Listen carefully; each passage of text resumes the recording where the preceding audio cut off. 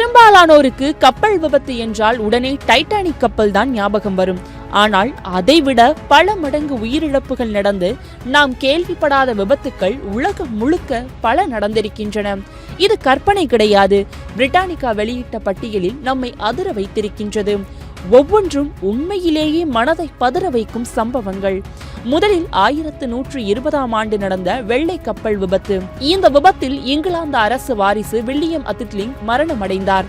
அதனாலேயே அந்த நாட்டில் சிவில் போர் வெடித்தது. ஒரே ஒரு கப்பல் விபத்து ஒரு நாட்டுடைய அரசியல் வரலாற்றையே மாற்றியது.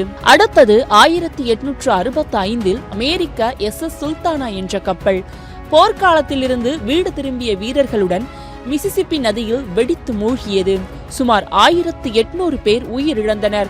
அமெரிக்க வரலாற்றிலேயே இது மிகப்பெரிய கடல் விபத்து என்று கூறப்படுகின்றது. அடுத்தது 1915 சிகாகோவில் நடந்த SS ஈஸ்ட்லாந்து விபத்து.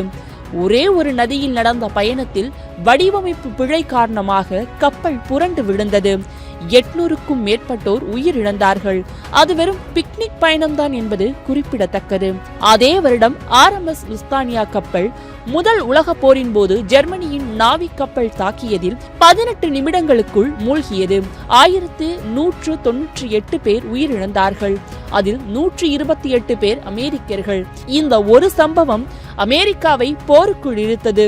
பிறகு 1948 சீனாவின் அருகே SS கிங்னியா கப்பல் பழைய மைன் தாக்கியதில் கடலில் மூழ்கியது. சுமார் 4000 பேர் உயிரிழந்திருக்கலாம் என நம்பப்படுகின்றது. அதெல்லாம் யாரும் எதிர்பார்க்கவே இல்லை. ஆனால் வரலாற்றிலேயே மிக கொடியது சிவில் கடல் விபத்து. 1987 பிலிப்பைன்ஸில் நடந்த MV டோனாபஸ் விபத்துதான். ஒரு எண்ணெய் கப்பலுடன் மோதி தீப்பிடித்து 4400 பேர் இறந்து விட்டார்கள். உயிர் தப்பியவர்கள் வெறும் 26 பேர் மட்டும்தான். இது எல்லாவற்றையும் தாண்டி நடந்த ஒரு பெரிய விபத்தும் இருக்கின்றது. அதுதான் 1945 நடந்த MV வில்ஹெல்ம் ஹஸ்லோப் கப்பல் விபத்து.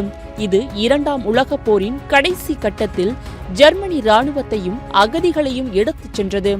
சோவியத் நேவி கப்பல் தாக்கியதில் நீரில் மூழ்கியது. சுமார் 9000 பேர் உயிரிழந்தார்கள். இது வரலாற்றிலேயே மிகப்பெரிய கப்பல் விபத்து.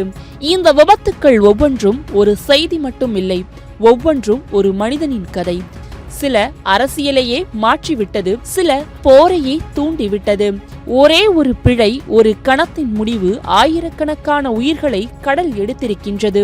இந்த விபத்துக்கள் முன்னிலையில் டைட்டானிக் ஒரு சின்ன சம்பவம் போல்தான் தெரியும்.